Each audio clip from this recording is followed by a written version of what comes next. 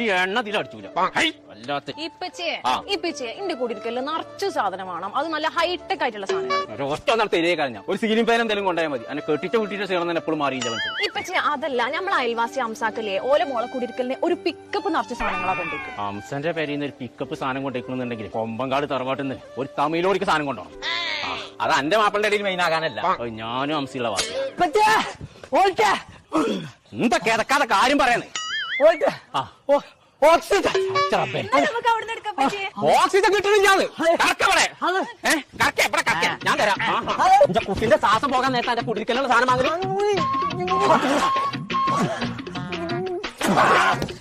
അതല്ല പഞ്ചായത്ത് ഓക്സിജൻ വന്നിക്കണോന്നാ ഞാൻ പറഞ്ഞേ.